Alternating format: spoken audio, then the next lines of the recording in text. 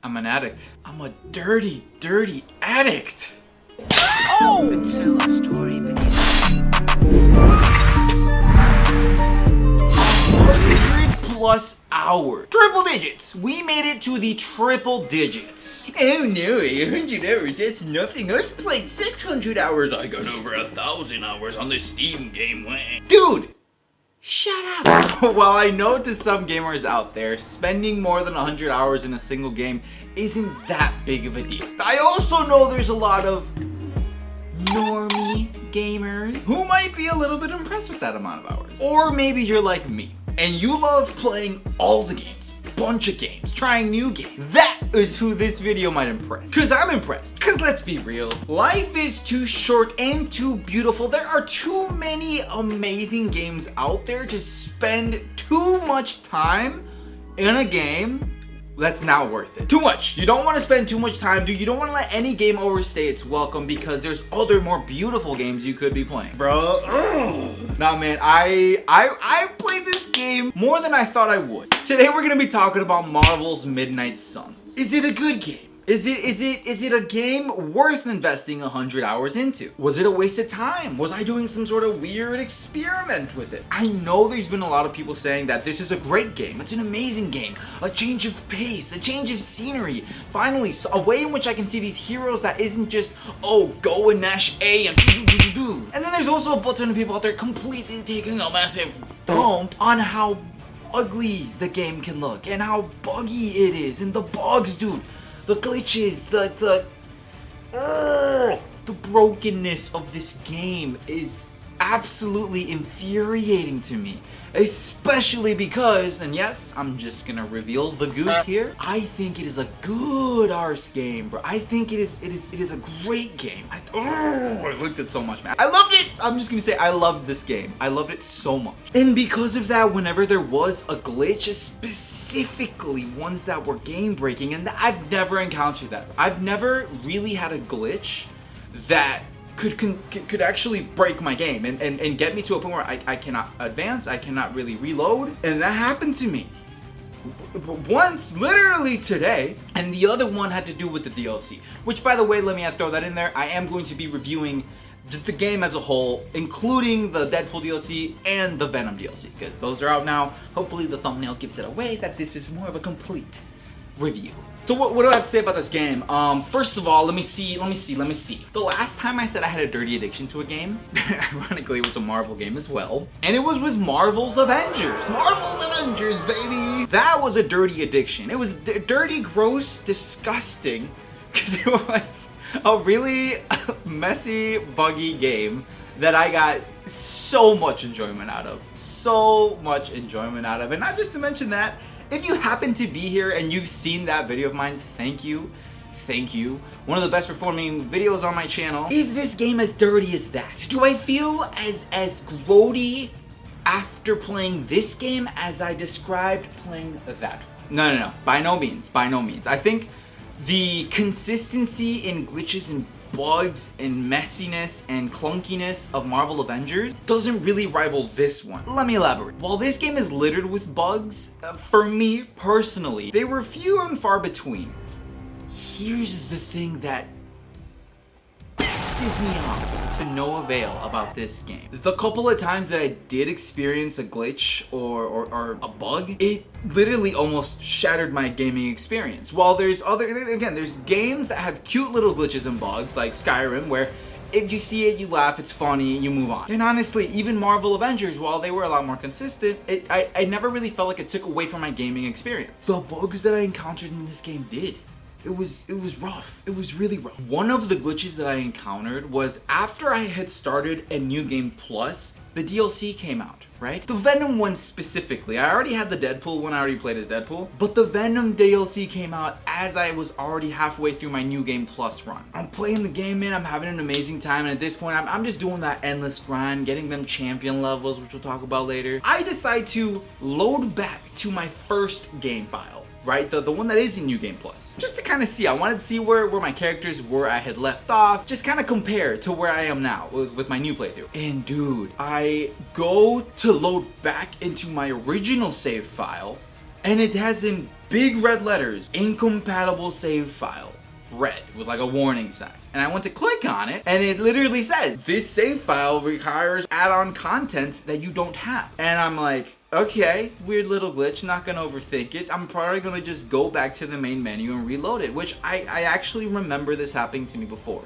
And this is exactly what I did, and this is exactly what fixed it. So it wasn't too big of a deal. I went back to the main menu, I clicked on the save file, and it was still there. I'm gonna turn off my console. It's fine. This isn't happening. This isn't happening. This isn't happening. It's fine. Because again, 100+ hours. Completely reset my PS5 and it's still there. And at this point, I'm like, bro, what? No. No. And I'm like, I swear I had encountered this before. And the easiest, quickest fix was I just went back to the main menu and it was fixed.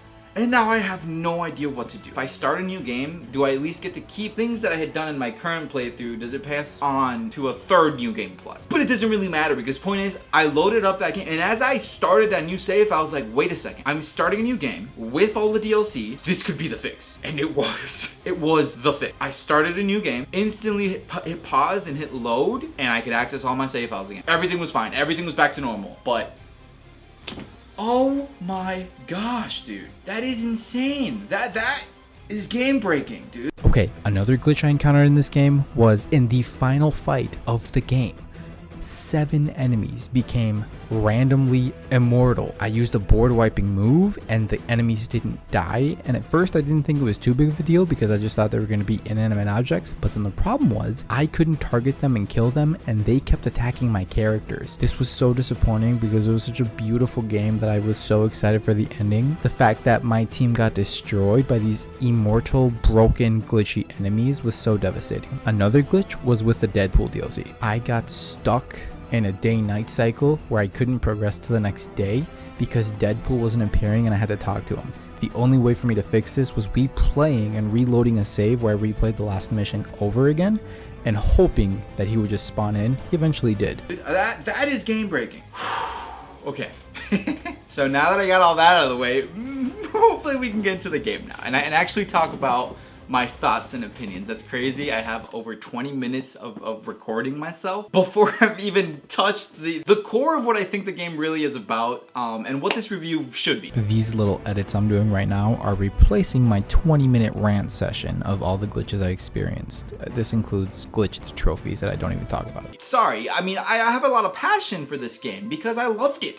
I loved the crap out of this game, which I will start explaining, but man, because of that love, when the game had these bugs that were game breaking, it infuriated me. So let's get into the actual game itself and why I love it so much. Now, I'm not gonna go down the path of like, oh, this is such a breath of fresh air, and oh, this is just so different from what I'm used to playing. Because while yeah, the majority of Marvel games are action-based, I could see someone who is a Marvel gaming enthusiast, this is a breath of fresh air. I've played games like this before, and I love them. Right? Like I've played card-based games before, I've played strategy games before, I've played XCOM. The people who made this game worked on XCOM. Like, and I already knew I was going to love this game, you know, like the style of game, right? I already knew I was gonna love it. Also add on top of it that is like an RPG and there's stats and you can level up your heroes. I was like, oh my gosh, that's already 2 huge pluses. I'm going to love this game. And then you add in this third category where this game falls into, where you can build relationships with these heroes, and it's like, I don't want to offend Persona players because that game is like a masterpiece, right? So maybe more like a Fire Emblem-ish kind of, I don't know. You can build relationships with these characters. You have like a level, like a relationship meter with them, and you can level up your relationship with them. And if you level up your relationship with them, it actually affects their stats in combat and battle. And it's just amazing. It's so cool. It's so cool. It all just comes together so beautifully, and that's the part that made me addicted to this game. The being able to gain those extra levels once you pass the level cap, and then those stats being able to transfer over to New Game Plus. Again, I'll get more into that later, but I'm just sharing the things that I loved about this game. But yes, ultimately this was a game that I didn't know I wanted, that once I got it, I was like, wow, it's amazing. Now, here's another thing to throw in there. Let's start getting to the meat and potatoes of this game. Again, what is it? It's a card-based game with RPG elements, relationship mechanics, and a lot of different moving parts that when you bring them all together, they all are interconnected and affect each other in the best way possible. Okay, so let's dig a little bit deep. Let's talk about the combat, the gameplay. What is it actually fun? Yes, I loved it. I loved it, loved it, loved it. First of all, I do want to add in here, it does have a little bit of a learning curve. I remember starting off, and even as someone who's played these kind of games before, being like, okay, there's a lot of little things to learn, which was exciting, but also made each battle kind of hard. And I started off playing like the most easiest of easiest difficulties out there. So there's that initial kind of hurdle when where you understand how the game works, and that's fine because, like I said, especially the combat is just one portion of it. There's the whole, you know, experiencing the story part and building relationships with other characters. So even if it is a little bit of a learning curve, you have these portions where you're playing the game and getting better at strategy, but then outside of that, you're still having fun because even though you're not the best at the combat, you still have a lot of other aspects to dive deep into, and just especially if you're a Marvel fan, getting to know these characters more and nerd out when these characters talk about things that you already knew about as a Marvel fan.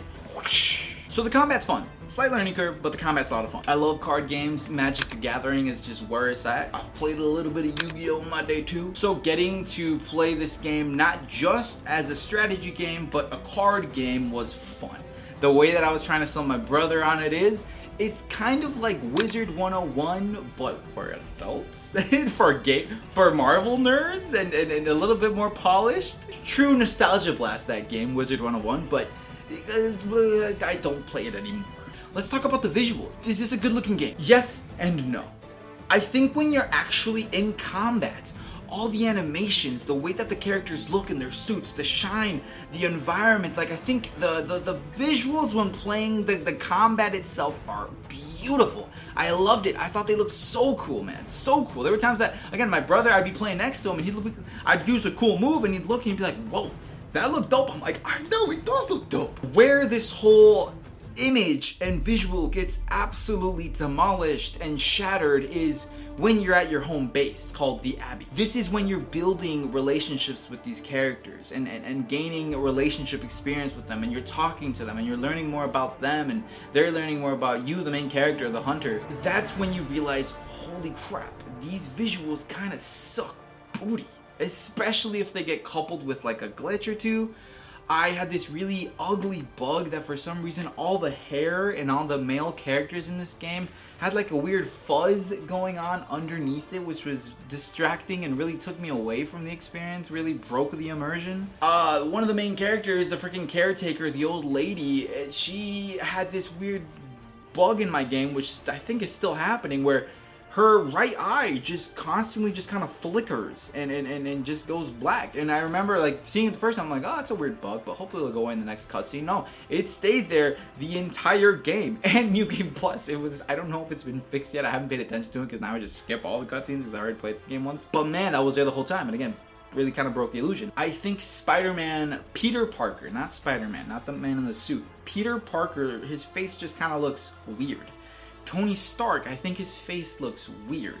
There's some characters that without their mask and their costumes, they just look ugly. They don't look real to me. I don't like it. There's some characters that they don't look that bad. They actually look pretty cool. Like Logan, for example. I thought he looked pretty good. Something that I did to fix this or change it. First, I was really excited to gain all these different costumes for these characters that they get to wear at the Abbey. There's a little thing you can toggle so that they wear their combat outfit while in the Abbey. Now, this doesn't go for all characters. I think Iron Man, basically all the other characters. Oh, Ghost Rider. That's one of them. Yeah, Ghost Rider. They cannot wear their combat outfit in the Abbey, but everyone else can, and that's what really helped. When I had them all wearing their really cool combat outfits in the Abbey, that helped me again feel a little bit more immersed and feel better about things. So that's where I stand with the visuals. Again, combat's a lot of fun. I think that, let's jump into the strategy portion of it all. The game can potentially start off a little bit hard as you're learning the ropes. You're then gonna learn the ropes, and you're gonna get better at the game.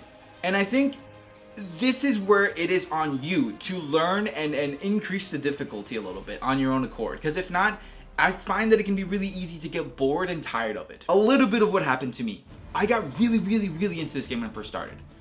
After about 5 days of playing it, that I learned everything there was to it, I kept going into battle, doing the same exact strategy, wiping everyone each time, and while the leveling up and the learning the getting new cards for characters, getting new moves from, without that, you know, kept me going for quite a bit. Eventually I found the battles to get pretty monotonous and boring, so definitely increase the difficulty. Not just because you get an experience boost. Yes, the game gets a little bit harder, it just kind of makes all the enemies beefier, and you'd think like, well, that's kind of lame, they just get an offensive boost and a defensive boost by hitting more health. But trust me, it makes the game a little bit harder, and it added just enough challenge, and again, just enough positive with getting more experience points for me to be reinvigorated and excited going into each match. Let's talk about the characters and their unique sets of cards and the decks that you can build with each character. I love how unique you can make each deck of cards for each character.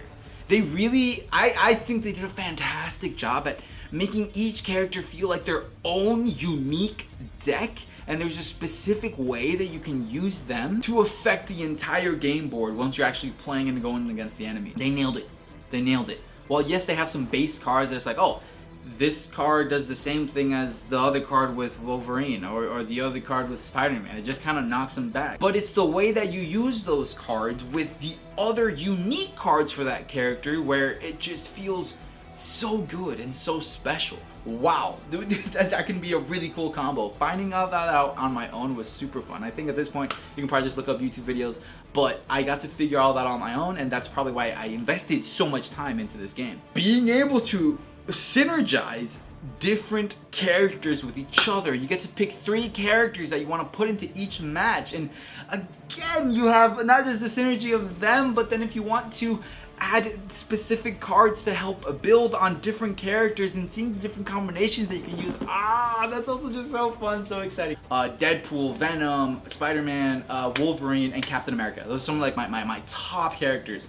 So in this game, I gave them priority. They're the highest levels that I have. They're the most boosted. So I just kind of, you know, have different teams that I can do between them and the hunter as well. Obviously, I do love the hunter, and I use them a lot too. But I can just imagine if I start expanding my little team more and start using a lot of the other characters, because that's the other thing.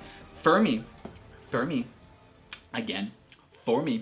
all of these characters are fun to use. I found, even though there were some that I found more fun to use than others, and maybe that's what could give the illusion that, oh, well, this guy's way better, this guy sucks. I don't know. I think that there's a beauty in each of them, and if you're smart enough about it, you can find a way to use that unique character strengths to benefit them. So all the characters are freaking dope. There's just so much to talk about, and I think that's good because I loved this game so much. I loved their character selection. I loved their character selection. And don't even get me talking about the DLC, bro. These, again, Morbius and Storm, they're a DLC that's coming, and because of my love for the game, and I do think that they're Morbius.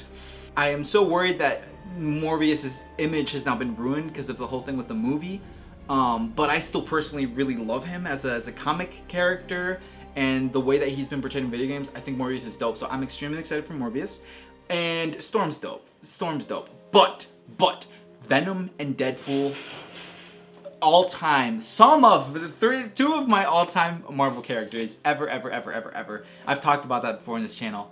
So, gosh, that was perfect for me. But I love the cast selection. I love the amount of characters that you have to choose from here, because you have your classic staple Marvel characters that you can't really have a game without, like Captain America, Iron Man, Hulk. Okay, sorry, I have to go on a really small side tangent with Hulk. Our boy Hulk got jiffed. He got screwed. He got put to the side. You cannot have a relationship level with Bruce Banner / Hulk. There's no friendship level with him, and there are absolutely 0 customization options for Bruce Banner in terms of Abby outfits, which is kind of a bummer, because when everyone does that really cool walking motion where they're about to begin a mission, he just looks like a nerdy Dr. Banner while everyone else is in their super cool outfit. I can't really complain because we have so many characters in this game, but I do wish that we could have had the full Hulk experience, and who knows, maybe it'll come out with like a free update or DLC or something. But regardless, the Hulk is extremely fun to use in battle, cause, you know, Hulk smash. Hulk smash! Doctor Strange, even, you could argue, but he wasn't a Marvel Avenger. So let's just go with the original 3, which is amazing. And then you have this other set of characters that they added some characters for some of us to fall in love with that you don't usually see in games, in media, like Nico. You know, Nico from, you know, I don't know if anyone watched the Hulu show The Runaways, which we're not gonna touch that with a 10-foot pole. But I'm so glad that Nico's in this game, and I love the way that they portrayed her. Blaze, Johnny Blaze, you have both Ghost Riders. You have the original Ghost Rider and this new Ghost Rider. Blade, which is also super cool. You got Magic. You have Magic. Again, another just unique character from X-Men that like, it's so cool. I think they did such a great job at just giving us our classic characters that you can't really have a Marvel game without them, and then really giving a spotlight to some of these characters that deserve a little bit more love. You know, Marvel just has such a wide range of heroes and villains that I'm happy that they took the time in this game to pick some of them that, even though they're known, I'm not saying that they've never been in a game before. Like Blade has been in a Marvel Ultimate Alliance for a couple years now, but it was just I loved it. I loved it. What are the relationships like in this game? What's like some of the content that you get from that, from talking to the characters? I think, again, it's amazing on one end because you get to know some of these characters more, so you get to learn more about them from like a comic nerd history type of standpoint, but then you also get to nerd out over the things that you know. I also just want to add here that all the little things really do make an impact to the overall experience, making it that much more sweeter. Just the little comments when you walk by some of these Marvel characters, the things that they say to you as the hunter, or the things that you catch them saying to each other as they're living together in the Abbey. All these little things added to my first playthrough so much. It was just such a treat for a Marvel fan. If you're a huge Marvel fan, yes, you're probably gonna love it. If you're not, it's mid to very cringy at times, taking away points. Sometimes it's funny cringe, sometimes it's just like, that didn't need to happen. That was just interesting thing to comment here. I think they did an amazing job with characters like Wolverine. I think Captain America was portrayed really great. I'm gonna focus on Captain America here because they could have gone a really kind of extra route with Captain America. I've seen him portrayed in games as like, oh haha, he is the hero. He talks like this and he only ever does good. Haha. I think they did a really good job at this game and not making him, I don't know, like a over the top silly Captain America. You know, like when you talk to him in the Abbey especially, he's a leader. He's a strong leader. Sometimes in battle is when he's in combat, you can hear some of those quirky or funny things that makes him sound like, oh, there's the quirky Captain America. Two characters that unfortunately I felt like never shut off, and they were turned into, it's just a little bit too quirky and too comic-y. There was too much of them. It was too much of them. Iron Man / Tony Stark and Peter Parker / Spider-Man. I love Spider-Man, dude, and I think I could be wrong that the voice actor for this Spider-Man is the same as in the Marvel game, so it's not the voice actor's fault. I don't think. It was more so, I don't know, man. The way that Spider-Man talked in this game and Peter Parker talked, it was just like always, he was just always on. He was always the witty young character who was always talking like everything was a joke and everything was witty. Spider-Man in the Amazing game that we all love, he has a balance of that. While he's witty, he can also be taken very seriously in that game. And when serious stuff goes down. In this game, I never took him seriously. Even when I was getting deeper into some of these relationship levels where you unlock specific dialogue and specific scenes where you get closer with some of these characters, I just don't like how he was portrayed. Same thing with Iron Man. Sure, in some scenes where he got a little bit serious, I enjoyed it, you know, because I was like, there we go. But overall, throughout the whole game, both him and Spider-Man suffer from, they're just kind of silly comic characters, right? But again, this doesn't mean that all characters are like that. I think they nailed it with some characters, you know? Even a character like Deadpool, who could have been a complete joke of a character and been on the entire time, I feel like they did a way better job and balanced him way better when it came to his dialogue to be, yes, the merc with the mouth, but also like you could sense him being real and not too over the top when certain dialogue options came up, and I loved that. So the second aspect of the gameplay, which isn't just the combat, everything else, how does that go? First of all, let's small section here that I have to acknowledge and praise. Thank you for the costumes in this game and the customization. First of all, with the Hunter, it's amazing. All the different costumes, combat costumes that they unlock throughout the main story, and all the different Abbey outfits that they unlock is amazing. Now, for all the other characters, you have the one costume that they start off with, and then the ultimate costume that they unlock once you max out their friendship or beat the game.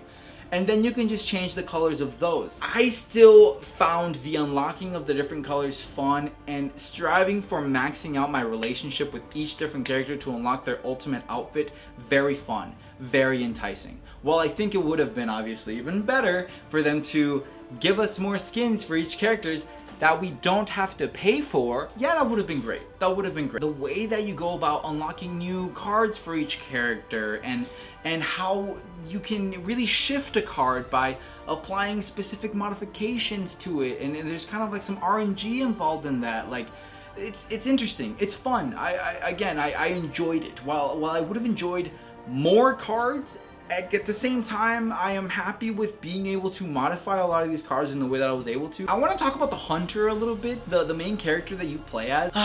So really cool, really unique that this isn't a previous Marvel hero. This Marvel character got created solely for this game, I believe. Same with Caretaker, the old lady. How was the story? Let's just leave with that. The story's aight. The story's alright. Alright. You'll like it. I mean, who knows? If you're a huge Marvel fan, you'll enjoy it because there's just a bunch of Marvel heroes doing Marvel hero thing. At times cringe, at times bad, but at times really cool, at times really fun. It's mid. The Hunter as a character. How old is this character? Centuries. This character is centuries old. You know, they've been asleep for I don't know how many years. This character is from even before Captain America's original time. Combat-wise, I loved the Hunter.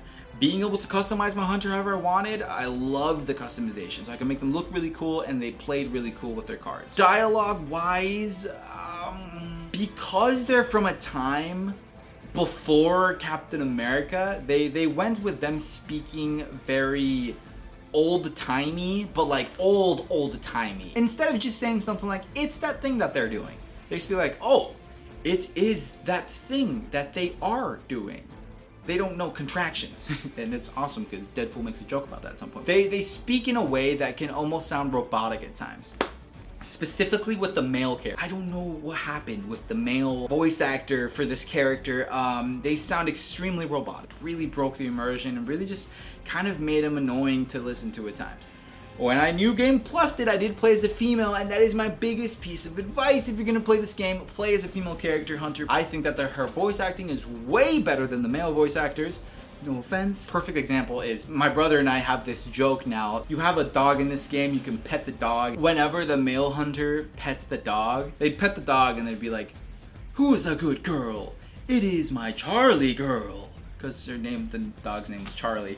But they would just say it so weird and so funny. And I loved it because we were able to make fun of it, right? And it was annoying at times, but it was very funny.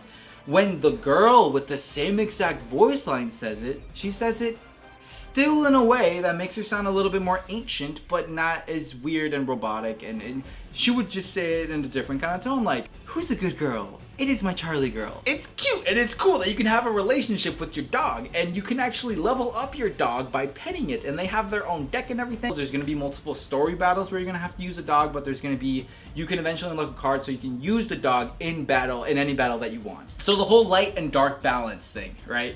I've seen many games do this. Some of my favorite games ever do this. Older ones such as Fable, Mass Effect. I say this game definitely falls into the whole, it's more of an illusion, the whole being good and evil. Ultimately, the Hunter is good, you know, and it's cool because you kind of see it as like a Riku situation from Kingdom Hearts, where they have good in them, they have evil in them, and they can use the evil to their advantage and use it for good, but ultimately it is a good character.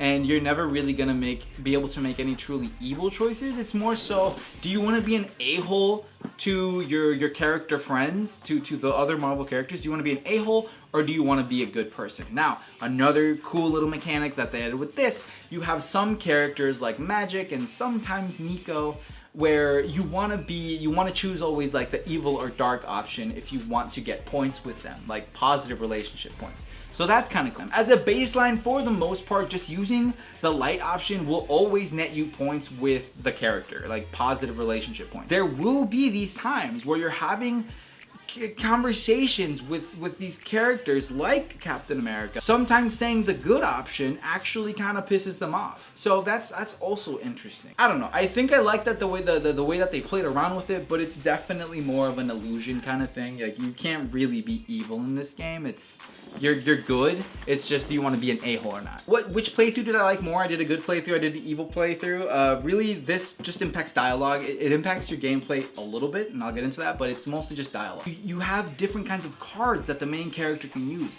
Light cards evil cards and then neutral cards. If you use light cards in battle, you'll get light points after you finish that battle. You being good in this game unlocks you some costumes and some passives. They're not big enough or impactful enough for me to be like, yo, game changer if you play as evil character. Oh, game changer if you play as a good character. It would be different if each time, because you have to have either 200 evil points to max out your evil stat or 200 good guy points to max out your good guy stat. That's a lot of points. That's a lot of points. The vast majority of points that you're gonna get for each of these stats is gonna be from talking and dialogue, not so much what you do in the actual combat. That's why I say, whether you choose to play in combat as a good character, as an evil character, trust me, it's not going to make that big of a difference outside of combat. Now the next question is, what's more fun to use or what's better to use? Evil cards or good cards? Like I kind of already said, I would say a mixture of both. It's a great game. Play it however you want. Oh, I know something else I can talk about. I love that at the very end of the game, and I guess, yes, this is a light spoiler. The very last mission that you do takes into account the levels of your characters and their overall strength. I don't know if it also takes into account the relationship that you have with them, but I know for a fact it takes into account how strong your characters are. I love that. I love that. That plays a role in the last mission. It was an amazing game. I love this game so much because I did get the platinum for it, which I haven't gotten the platinum for a game in a while, but this one easily made me do it. Wow. Well, that was a long video. Marvel's got a special place in my heart, and this game is absolutely amazing. Okay. Almost forgot to talk about this. I technically already ended the video, but I have to talk about the DLC. Video's already long enough, so I'm gonna try and blast through this, but I do have some important things to say. So, let's talk about Deadpool first. Holy crap, they nailed it. They nailed Deadpool. Not just is he super fun to use, as a character, as a Deadpool representation in a video game, I think they killed it. While he's Deadpool all along, he's the whole time, while he is the merc with the mouth, I never felt like his dialogue got too annoying. It was always just a delight to hear, and it wasn't anything too extra. Now, in terms of you leveling up your relationship with him and getting to talk to him and getting to know him, that's where I think you really see there's a great balance in this character. While again, he's always on, he's always Deadpool, merc with a mouth. He can get real and he can have these moments and he doesn't feel as annoying as some characters do that can be. So I think that they killed it. I think that they did an amazing job with Deadpool. How fun is he to use? How fun is he to use as a character in combat? He has this cool extra little gimmick called Enfuego. I love that he just randomly speaks Spanish sometimes. He just randomly speaks Spanish. He's just like, mucho gusto. It's pretty great. The Enfuego boost, the way that it works is the more characters that you specifically kill with Deadpool, and if you use other cards, and I guess kills with other characters as well, but the whole point is to kill characters with Deadpool. Cool concept. I just never felt like it was enough for me to get as much use out of that boost as I could have done it, but that could have just been a me thing. It was also interesting seeing how like this game really is like very PG-13. There's really no swearing, there's really no gore and blood, which doesn't really affect it negatively. I also feel like having it wouldn't have also like made it hugely better, but with what they do with Deadpool and the cutscenes and his story parts, I think it's good. I think for it being Deadpool, it's great. They do talk about, he does have some very dirty sexual jokes. While they don't swear, he talks about dirty stuff. But no, I think that Deadpool, again, it's hard to be unbiased here and review him objectively because I love Deadpool. So I still do think, and I'm not the only one who thinks, that he's a great character, fun to use, and the way that they implemented him into this game was awesome. I think it's super, super disappointing that there's only 3 extra missions. There's only 3 extra missions with this DLC character. Even for me who loved it, I just don't think like only having 3 extra missions and the little bit of cutscenes that we got here and there were really worth it, you know? Like because there is a lot of value that gets added to the game. Him adding to the general regular story of the game, you know, if you play through it once, whatever, then you play it again with him, and now he's there through certain crucial moments so that big things happen in the game, and he has comments to make about that. That's pretty cool. That is pretty cool. Let's talk about Venom. They killed it, dude. They nailed it. It's the same exact thing.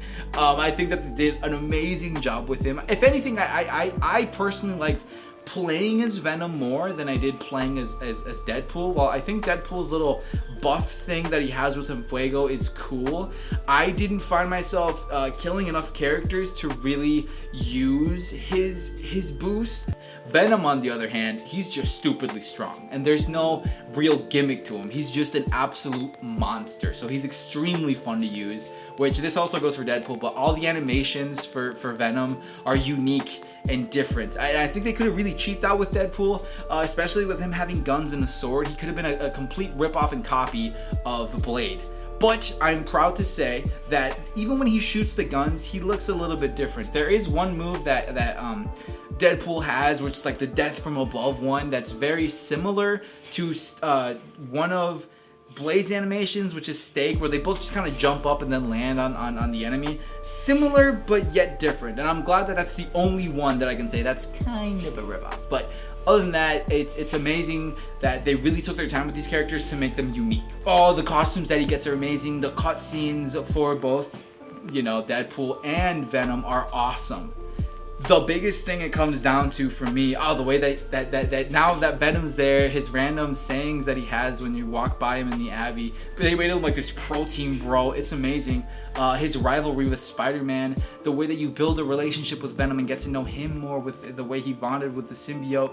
It's all amazing, bro. It's so great. It's so great. For me, it's just the price point, bro. I loved the DLC, and for someone like me who loved the game, yes, 100% worth the 15 bucks. I just think 15 bucks is a little bit too much for just three more missions with a couple of cool cutscenes. I don't know. I think a more fair, realistic price point for the season pass, which should include all the characters and all the extra missions, I'd be willing to spend 20 bucks on it. I think 20 bucks would be like completely fair for all the content that you get and everything that it adds to the game. 20 bucks for everything.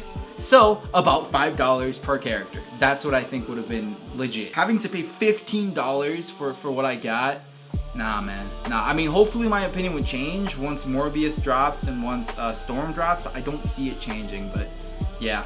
Just want to say that. All right, everyone. Well, that was that. I am now back, and I'm gonna start trying to make more videos. If you want a little bit of a life update and where I've been, because it's been about 2 months since I've uploaded to this channel, but just 2 days ago I uploaded to my other channel called Wolfpack Real Talks.